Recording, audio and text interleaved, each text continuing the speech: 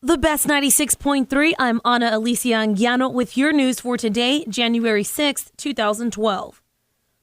Police say they are still looking for a man who fled from officers and abandoned his vehicle on the city's south side. On the evening of January 4th, two police officers were stationary at the corner of Dr. Fermin Calderon Boulevard and De La Rosa Street when they noticed a vehicle coming towards the intersection at a high rate of speed.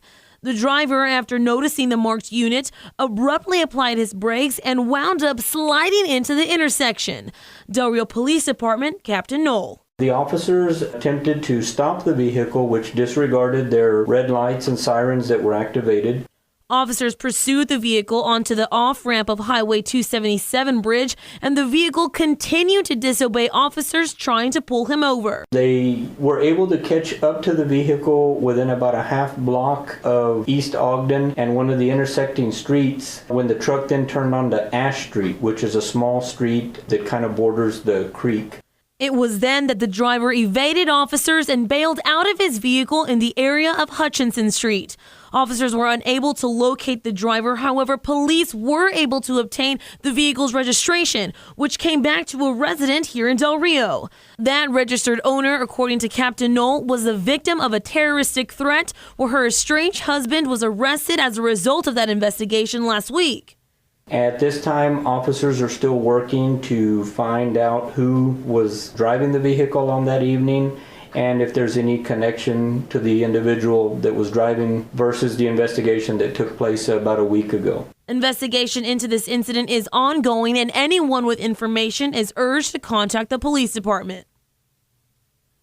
The U.S. Department of Agriculture has deemed numerous counties in Texas as primary natural disaster areas, as well as naming others in the state that could be eligible for natural disaster assistance.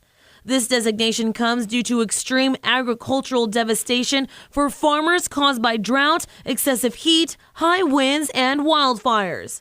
Although Val Verde County is not named as a primary natural disaster area, farmers and ranchers in Val Verde are still eligible for relief, such as low-interest emergency loans.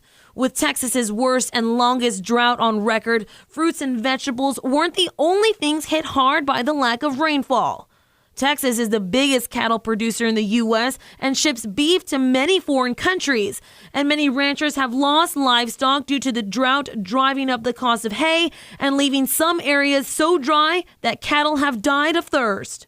Although Farm Bill funding assistance expired at the end of September, farmers and ranchers are still eligible for funding and have 8 months to apply for assistance. According to the U.S. Seasonal Drought Outlook released yesterday by the National Weather Service, the drought here in Texas is to persist or intensify through the end of March. And when March rolls around, there is still a high chance for drought persistence. A San Antonio man was sentenced here in Del Rio yesterday to 14 years in prison for his role in a smuggling ring suspected of providing weapons to a drug gang in Mexico.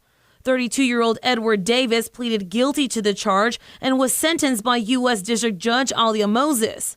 According to court records, Davis and Marino Castro, Davis's associate, shipped 22 AK-47 style assault rifles and a .50 caliber sniper rifle. Castro also pleaded guilty in Del Rio to smuggling the firearms from the U.S. and is scheduled to be sentenced by Judge Moses on the 12th. He faces 10 years on the smuggling charge and another 10 for a felon in possession of a firearm. You can catch us every weekday with your up-to-date, up-to-the-minute news. Follow us on Twitter, KTDR-FM, or on our webpage, thebestktdr.com. With your radio news, I'm Ana Alicia Anguiano. This segment brought to you by Buffalo Wings and Rings of Del Rio. Great food, no bull.